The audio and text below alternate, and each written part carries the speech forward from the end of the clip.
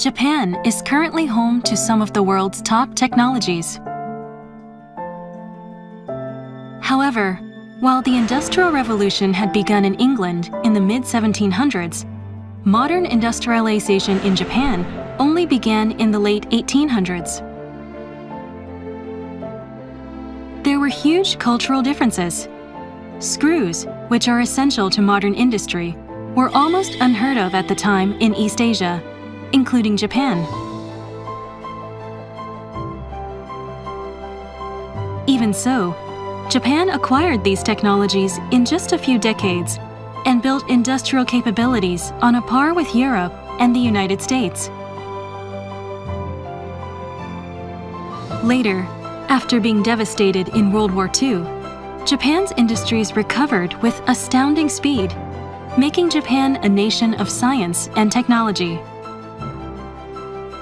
Japan's technologies and industries were supported by higher education in engineering, which produced outstanding industrial human resources. Here, we will examine the secrets behind this success.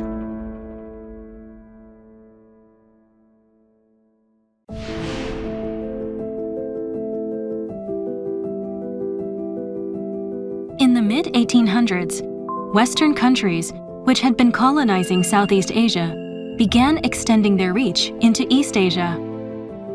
Japan was astounded by the advanced industrial technologies of countries coming to Japan seeking trade.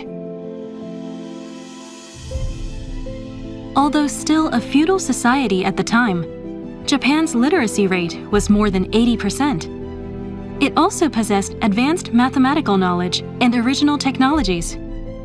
However, industry was still focused on household-based handicrafts. Steam engines and other advanced Western technologies came as a shock. Facing down the threat posed by advanced Western countries eventually triggered the modernization of Japan's political structure itself.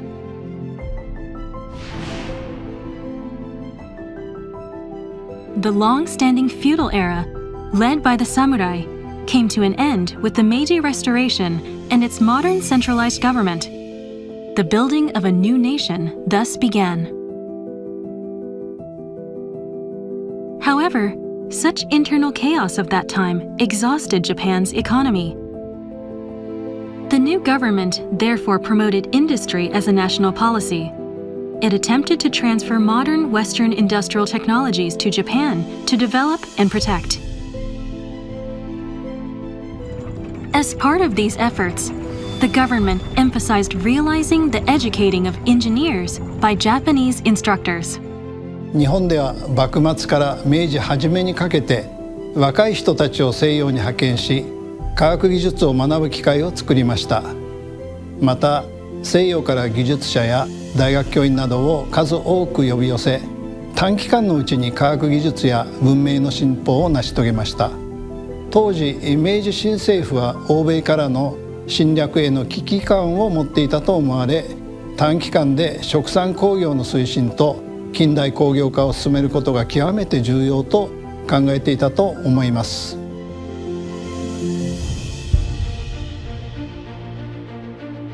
The government studied which technologies and industries to adopt and from where.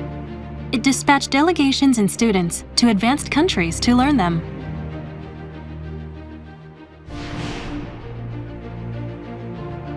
They became the people who formed the core of the newly established Ministry of Industry, a central government ministry for promoting industry. Japan invited and hired from advanced countries foreign experts in various fields, including mining, railways, communications, and machinery production. Massive funds were invested to build infrastructure and develop industry. As a result of these efforts, in less than 10 years from the launch of the Meiji government, Japan achieved astounding advances in railways, communications, mining, and other fields. Japan focused its efforts on promoting industry as well as on training Japanese engineers and instructors, who would be essential to the continued operation of these technologies. The Ministry of Industry immediately established technical education institutions to foster human resources in modern industrial technologies. Japan's first true technical education institution began as the School of Engineering in 1873, changing its name to the Imperial College of Engineering 4 years later. The goal was to foster advanced engineers in a wide range of fields, including civil engineering, machinery, architecture, communications, chemistry, metallurgy, mining, and later shipbuilding. Here again, foreign experts were hired for substantial compensations to come and teach. Japan undertook human resources training, knowing that its very survival depended on it. 明治新政府では当初公務省の予算の7割近くがお雇い外国人の人件費に充てられていました。我が国の技術者は短期間で彼らから科学技術を習得する必要があったと思います。これが近代工学教育の始まりと見ることもできます。当時日本にはそれらの事業を支えるための資金を国産の産業によりかろうじて生み出すことができたと思われます。銅や銀など当時の欧米が必要としていた鉱産物や生糸などが外国に支払う資金を生み出したと思います。西洋技術を導入するために多額の資金を若い人材の育成に使用し、日本の未来を彼らにかけたと言っても言い過ぎではないと思います。In early Meiji, institutions other than the Imperial College of Engineering were also created to train human resources for Japan's industrialization. Policies related to training were overseen by the Ministry of Education. The Department of Science was established in 1877 at Tokyo University, Japan's first modern university. Meanwhile, the Tokyo Vocational School was established in 1881 to provide practical engineering education. Tokyo University placed greater weight on mathematics and basic science, and made theory the focus of its learning. The Tokyo Vocational School covered a wide range of fields, including industrial arts in general, fostering frontline leaders and instructors. Compared to these two schools, which even now maintain similar philosophies, the Imperial College of Engineering was unique in that, true to its times, it strived to rapidly introduce new technologies. Henry Dyer came to Japan as the first principal of the Imperial College of Engineering. The philosophy he put forward can be said to be the most unique feature of this college. That philosophy was the judicious combination of theory and practice. Based on the educational principle of emphasis on the front lines, the college offered original technical education that combined frontline practice, suited to the Japanese environment, with systematic, theoretical learning. The latest Western technologies brought in by these foreign experts were modified to suit conditions in Japan before they were passed on to the students of the Imperial College of Engineering. In this way, the college produced human resources with outstanding ideas and skills, who would go on to lead the modern industrialization of Japan. The number of foreign experts that were hired began to decline as more students graduated from the college. 11, or about half, of the first graduating class were dispatched to study in England. This was in part to receive training to become instructors at their alma mater. Efforts were directed at achieving technical education taught by Japanese instructors. This goal was achieved with remarkable speed. Then, in 1886, the Imperial College merged with the Ministry of Education's Tokyo University and closed its doors after a little more than 10 years. During that time, the Imperial College produced several notable graduates, including outstanding Japanese engineers who led Japan's cultural enlightenment during the Meiji era. Those who became instructors fostered the next generation of engineers, disseminating modern industrial technologies throughout Japan. The Imperial College of Engineering laid the foundation for independent technical education in Japan, enabling engineering education by the Japanese in Japanese. The remarkable development of modern industry in Japan in early Meiji was made possible with the support of its launch by this unique school.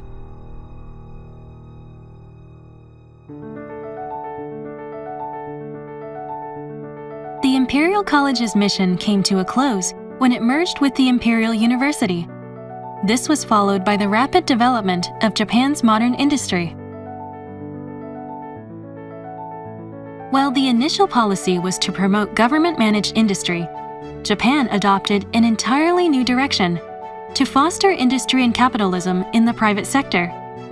This further increased the demand for engineers, not only from government, but also the private sector. The Imperial University's Department of Engineering served as a model for Japan's modern universities, with a full staff of faculty for research and education. It played a central role in engineering education, expanding to include 7 schools throughout Japan. The Tokyo Vocational School also strengthened its role. As if following state-run educational institutions, engineering education gradually developed at private schools, continuing to meet the growing social demand for engineers.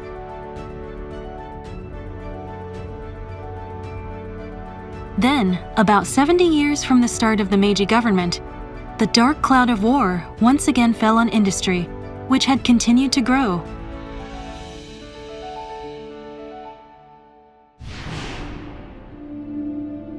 In 1945, Japan was defeated in World War II. Many major Japanese cities had been destroyed. The war also devastated Japanese mining and industries. Production capacity fell to just 1/5 of pre-war levels. Rapid recovery was critical for the sake of citizens' livelihoods as well. The war damaged more than the materials and facilities required by industry. Many of the human resources possessing the skills that supported industry were also lost in the war.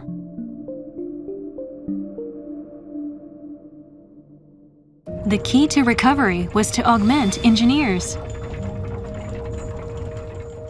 As economic activities gradually returned to normal 10 years after the end of the war, there were increasing calls from the private sector to increase the industrial labor force. The government once again took the lead, starting the training of industrial human resources as an economic policy.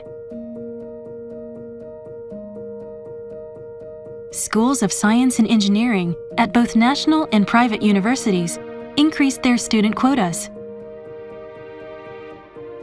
Private universities received subsidies when establishing new schools of science or engineering.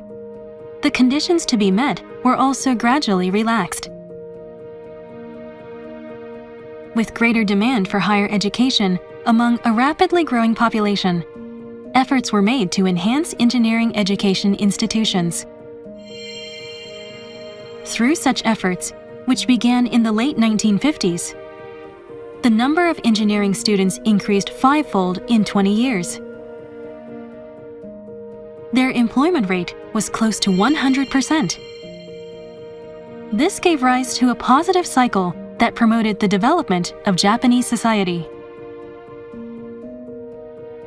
Financial support for universities helped foster scientists and engineers and provided industry with a stable supply of engineers. Their innovations expanded production capacity and increased the competitiveness of Japanese industry.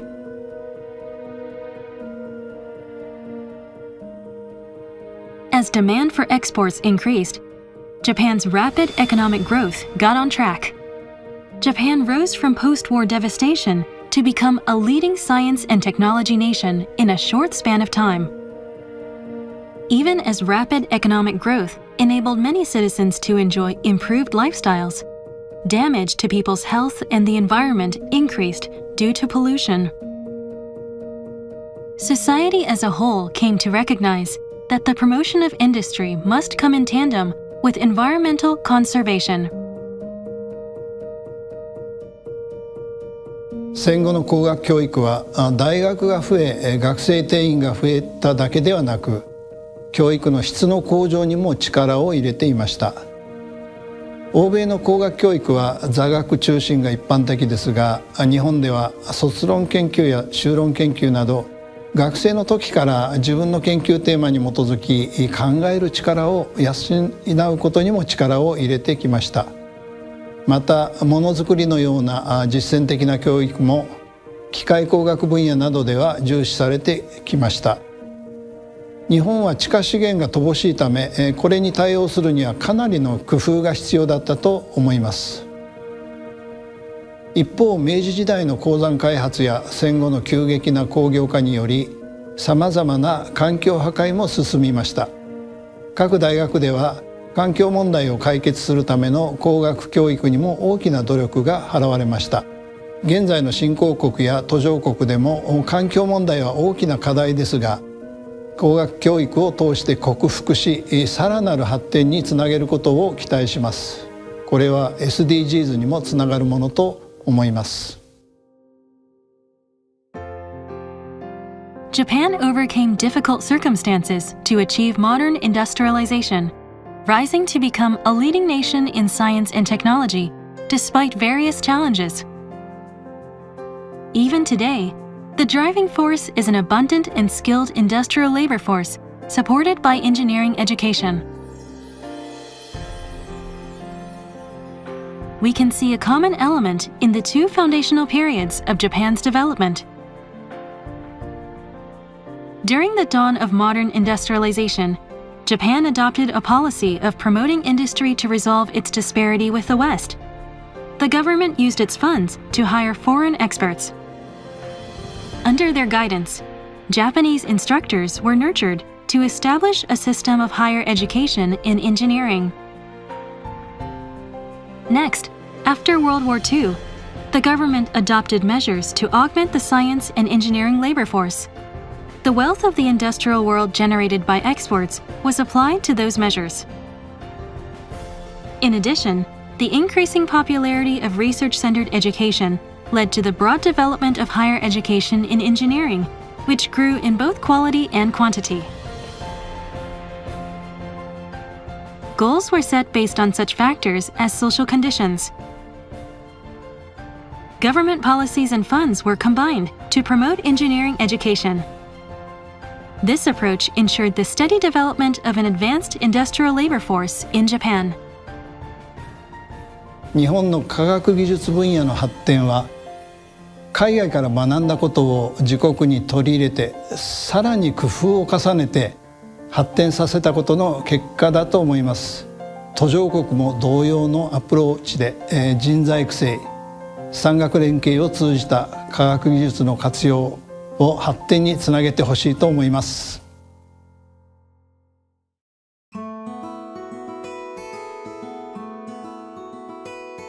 For many years, the Japan International Cooperation Agency, JICA, has applied Japan's own past experience, as described here, to support the development of human resources around the world.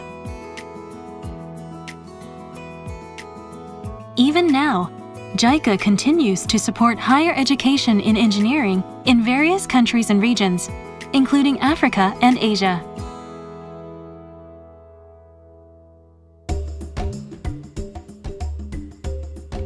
One example can be found in Eastern Africa and Kenya.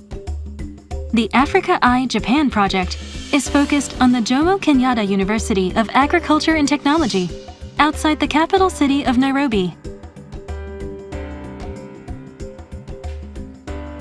アフリカ連合が2013年に打ち出したアジェンダ2063というアフリカ独自の人材育成を目標としたプログラムに沿って、アフリカ連合の主導のもとに作られた大学院大学を支援しようというプロジェクトです。The key is to set up key infrastructural development, improve on the manufacturing capabilities of these countries, and develop human capacity to support this development. These are the aspirations and goals of many African countries so that they may continue with the journey of self-sustaining and attainment of the medium and short-term goals. The project began in 2012. Jomo Kenyatta University of Agriculture and Technology, JICA, which Japan has supported for 40 years, was chosen as the project base. 大学での工学教育というのはやはり実技というよりは理論重視の教育が行われてきました。で、ジョモケニアッタ農工大学では日本の長い援助があることによって実技を重視した工学教育というものが独特な形で行われていました。With JICA as the host university, the Pan-African University Institute for Basic Sciences, Technology and Innovation, POSTI, was established to accept students from other African countries. It supports their education and research activities. In addition to dispatching faculty members, Japan also provides a wide assortment of other support for human resources development in the field of science and technology.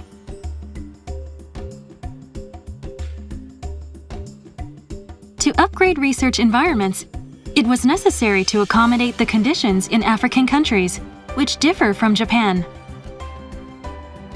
1年生の時から工学部に所属すると、さまざまな工学に必要な技術というものを集中的に習得するということで、ワークショップを充実させることによってそのような実技を重視した教育というものができるようになってきます。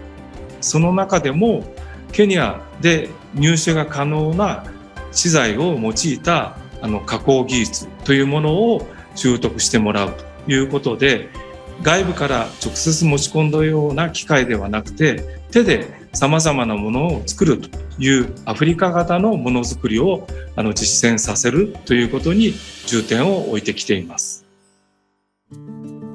This is Dr. James Mutua, who is currently serving as a lecturer at JICA. He obtained his PhD through this project.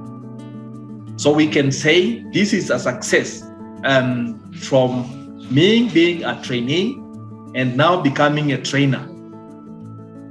It is really bearing fruits because there is that kind of you train to become a trainer, and actually this happens on the ground, and for sure it is a success, as I may judge on personal account. POSTI welcomes about 100 students each year from various African countries.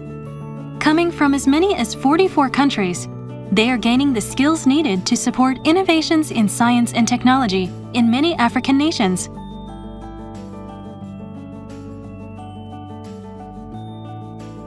This project is gradually bearing fruit.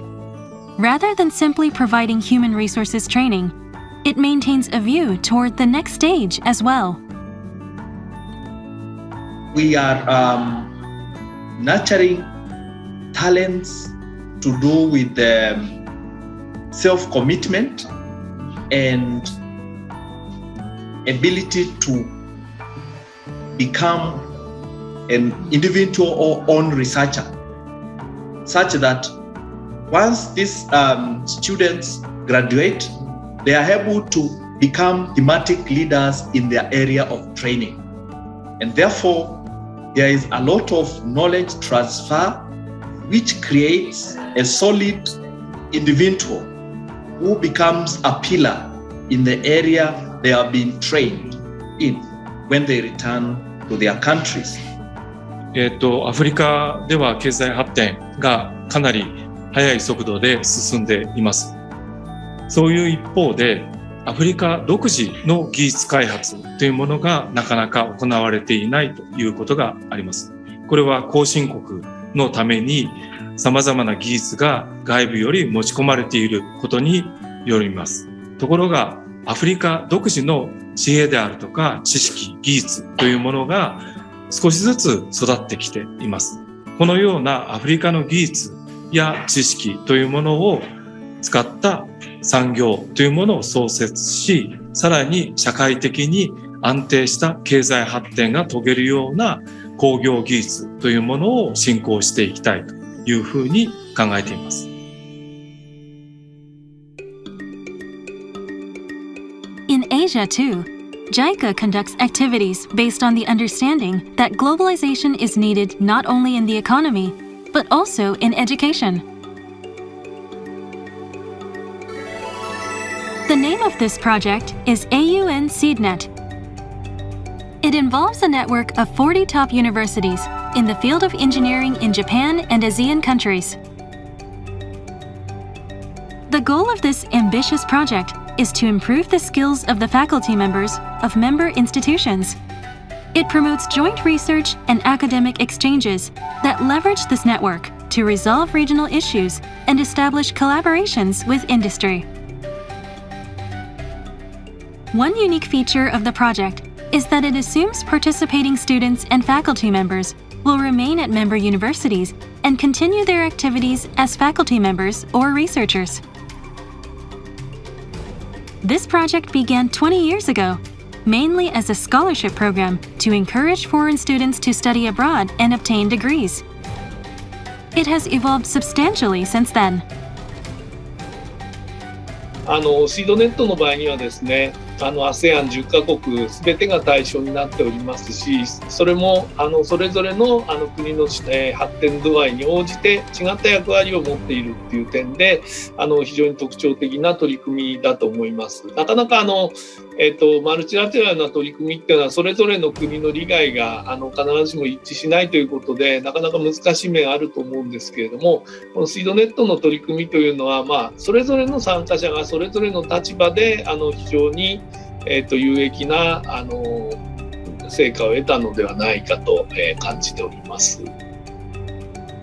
The young faculty members and students strive to obtain degrees at member institutions in ASEAN countries. They also have opportunities to conduct research activities while staying in Japan. In addition to such advanced human resource development through scholarship programs, SeedNet also encourages joint research with Japanese universities and other member universities. Professor Tan Rizmi teaches bioengineering at the Institute of Technology of Cambodia and is also Deputy Director of the Research and Innovation Center. Many center faculty members obtain their degrees through the SeedNet program.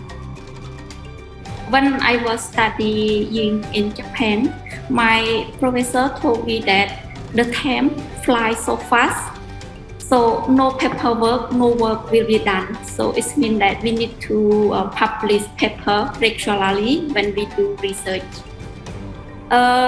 For me, even now, I also still publish academic paper through local and international journal and also conferences. The program has created a positive cycle that fosters many outstanding individuals, who then form a network to further expand the scope of joint research. In this way, SeedNet brings about one innovation after another to resolve common issues and contribute to industrial technology development. I focus on pathogen and phytoplankton.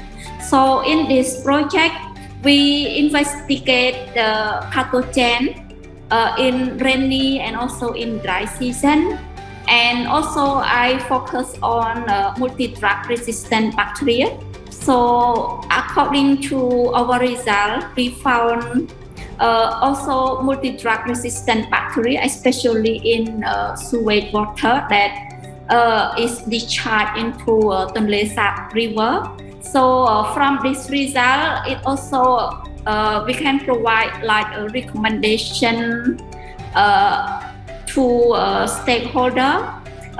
So it means that the sewage should not be discharged directly to the Tonle Sap River.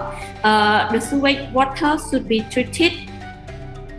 さまざまな可能性がある、それだけの、数の卒業生もいるっていうところがですね、水道ネットの、成果、今後もですね、JICA のプロジェクトとしては終了した後もですね、さらに大学間のネットワークつながりとして発展をしていくことが期待される。今度はこの水道ネットをですね、本当の大学間の協力のネットワーク、対等なネットワークとしてですね、発展していくことを期待してますし、日本の大学もその意味ではですね、ASEAN の、各大学と対等な付き合いという形で今後もコミットしていけるのが一番いいのではないかと感じています。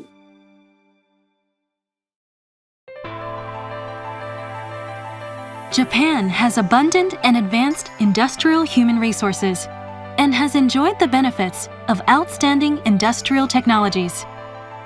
Changes continue to be required, however, in higher education in engineering.